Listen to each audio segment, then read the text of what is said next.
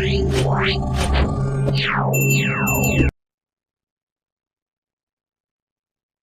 CR 1389 is called the State of Texas versus Larry Fontanet. That's you, sir? Yes, sir. Present with your attorney, Mr. Grove, and the state's attorney. Earlier, you pleaded guilty to driving while intoxicating, operating a motor vehicle while intoxicated, and you have two or more prior convictions of DWIs. So this is a third-degree felony, which carries with it up to 10 years in prison. Plea agreement has been formulated by the parties. Whatever sentence shall not exceed a cap of 6 years in prison. So you were looking at no less than 2 nor more than 6 years confinement in prison. And deferred or unadjudicated probation is not applicable, but regular probation is. Yes, sir. Correct? Everybody? Yes, sir. So you could be sentenced up to 6 years in prison, and that could be suspended, and you could be placed on regular probation. Again, the parties have reviewed this pre-sentence report. Corrections or changes to it? No? No, you're right. Not from the state. It's made it part of the record for all purposes. I'm looking at your history, adult criminal history, sir. And it looks like in 2012, you had a DWI third in Jefferson Parish, and you were convicted and sentenced to 10 years. And then that was suspended for 8 years probation, and then 2 years confinement with 2 years probation, which I don't understand what happened there. Then in 2014, another DWI third in Jefferson Parish, and you were convicted in 2015 and sentenced to 10 years confinement in prison. Is that correct? Yes. Thereafter, in 2018, another DWI third occurs, I guess, here in the 252nd District Court sentences you in 2018 to 4 years confinement in prison. And then now this is the fourth DWI third that you're facing, right? This is the fourth time you've been held accountable.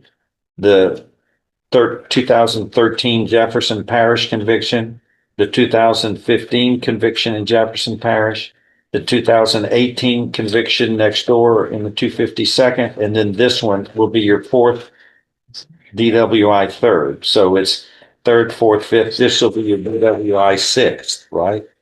It's sixth, third. Well, I mean, you've had at least, you have a DWI third, so that'll be 3 or more. So you've had now 3 more convictions after that of DWIs since your first one in 2013, right? yes. Well, what's the problem? Again, I used to drink a lot. No, I thought that now. Yeah. And Here we are now in Jefferson. You moved over to another state. Here at 12:50 in the morning, the police come behind you. You're stuck in the turning lane on Gulfway Drive in Port Arthur, and you were unconscious. yeah, we're Asleep. 16 hours a The day. vehicle was running, your foot was on the gas pedal, and you had a 0.17 blood alcohol, which is over twice the legal limit. Okay. All right. So it's what we're looking at, a cap of 6 years in prison. So go ahead. Mr. Grove, you may go first and the state can. And God bless you. Judge, as the court this is already noted, Mr. Fontenette has a drinking problem, and yet if you look at his entire criminal record, this is the only problem that he really has. I'm not saying that that means it's not a problem, but he doesn't have the other problems that most people have. In fact, on the drug usage, it shows that he has smoked marijuana as the only drug usage on 2 occasions. He has a couple of theft by check cases early on back in '04, and it's very unfortunate that he does have this problem, but that's his problem. He also has been able to graduate from high school. He's maintaining a job. He's still working. He's worked during this entire time and has actually driven and been driven. Not he hasn't made all the trips, but been driven with an intoxilizer from Louisiana to come to court over here. And he has 9 children that he supports. He takes care of them mostly through monthly child support. He's currently married. How is he being a good father and helping the kids and supervising the children when he's unconscious in Port Arthur at 1 a.m. with his 4th DWI 3rd? How is that responsible parenting? Well, I gotta They work. kind of need you at home, not to be in jail and prison, sir. Yes, sir. But you've been there. You know what happens Yes. when you get intoxicated and you're caught. You go to prison now. Okay. So, I mean, it's the family that's suffering here. But that day, I gotta work 16 hours. I gotta work like 10:30, 11 o'clock at night. So what's your point?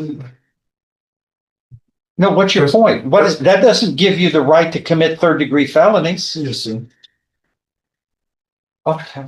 Judge, he's not denying that he has this problem.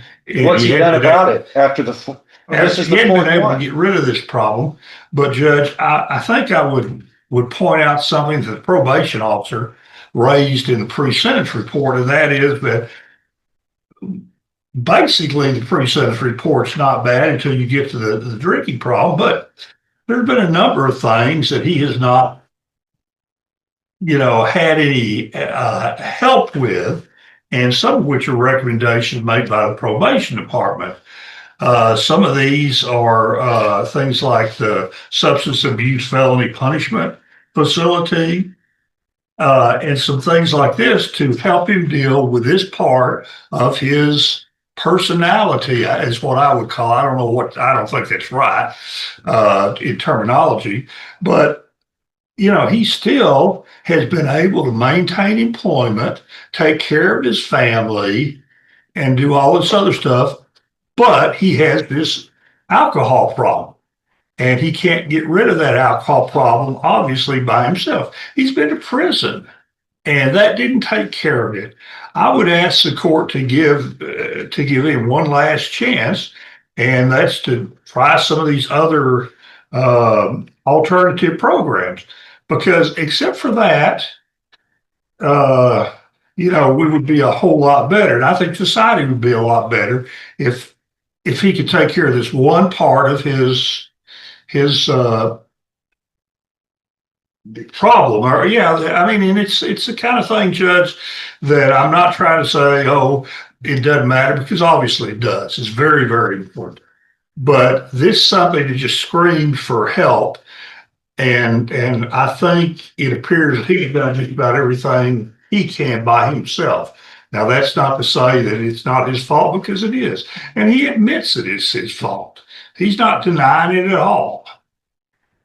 And I know that after Mr. Laird has some comments that Mr. Fontenette would like to address the court. Go ahead. Anything, State? Judge, when was he supposed to get this help after which a DWI? I mean, he's had so many opportunities to get help. He's had opportunities to change his ways and turn away from it. And all he does is keeps doing what the probation office, which the defense attorney neglected to do in the recommendations, talking about the fact that he has continued to drink alcohol, consuming alcohol in an irresponsible and dangerous manner. He's putting so many people at risk every time he does this. He's had every opportunity under the sun to get his act together and to do something for his 9 children that he keeps saying he wants to do something for, but he just keeps going out and he's going to end up killing somebody. And this is not for us to say he needs help. He's had a chance to get help. Now we just got to get him off the street so that he doesn't kill somebody. So we would ask for the 6 years. And I might add that this is not my case. And if I had this case, that offer would not be as generous as it is, looking at his past history. He would be looking at a lot more time, and there would be some enhancements with those prior felony DWI that he went to prison on to make him face 2 to 20 instead of 2 to 10. Did you want to say anything, sir? John, I'm just asking for, just to, for the state to help me, just give me one chance to help me clean up my act. Anything else? You have been placed on 4 separate probations for these offenses. And you want to go on probation again. You've had 4 separate opportunities to fix this mess. The last time you were on probation, it was revoked in Jefferson Parish. You probably had enough. And you, I opened the door for you. I opened the door for everybody. Nobody, you're supposed to fix it the first time, but you had a second time. You had a third time. You had a fourth time. And now here it is again, the 5th. And what's fair for you is fair for everybody. What's fair for you is fair for everybody. They come in and they go, I want the Larry Fontenette rule. I'm here for the 5th time. I failed 5 times, but I want probation, and you've opened the door, and it's good for one, it's good for all. You needed to fix it the first time. You didn't. Well, the second or third or fourth. Here we are. You pleaded guilty voluntarily. You were mentally competent to do so. You understood the consequences of pleading guilty. And there's sufficient evidence supporting your guilty plea from State's Exhibit 1 to find you to support your guilty plea, to find you guilty beyond a reasonable doubt of paragraphs 1 and 2 of the 3rd-degree felony of operating a motor vehicle in a public place while intoxicated. And I'm sorry, sir, but David, Mr. Grove talks to you about being your family. You have a family at home. This is after midnight. You're unconscious on Gulfway Drive for your 5th or 6th time. And you are doubled the intoxication rate, but now you want to use your family as somebody, as an entity that protects you from being responsible. It's not going to happen. You've had your chances. I find you guilty beyond a reasonable doubt. You know, the reason why I'm out there late is somebody asked me to drop him to the hospital in there. That's why I ended up dropping him. That's why I was out late that night. What were you doing drinking? You were twice the legal limit. You're not supposed to be operating a motor vehicle like that, but you've known it. You know it. I'm not going to rail on. This is so clear. Nobody comes in here with these many chances. You're supposed to fix them. But here, this isn't a good reason after all of this has happened. And you're supposed to, the punishment goes up each time. And I'm following this agreement. You were hereby found guilty beyond a reasonable doubt of this 3rd-degree felony. And I'm following this agreement. You were hereby sentenced to confinement in the institutional division of the Texas Department of Criminal Justice to serve a term of 6 years. You'll be given credit for all time you have served in this case. But I feel sorry for the family, but you have created such a lengthy history with all opportunities with 4 separate probations that you should have learned from. So I can get 30 days to get my little affairs together. No, sir. No, sir. I'm treating you like everybody else. You don't have time to go, report this. You're in custody now. You're going to serve out your sentence. I just wished you would have learned 4 DWIs ago that, but you know, it has consequences. You know, it does. And you know, it keeps getting worse. And you still put you and your family in jeopardy. That's all. We'll take care of that. We'll go do everything. I have Bobina McClellan. See the phone call that she's in the hospital, but they're supposed to have a lot of paperwork. She's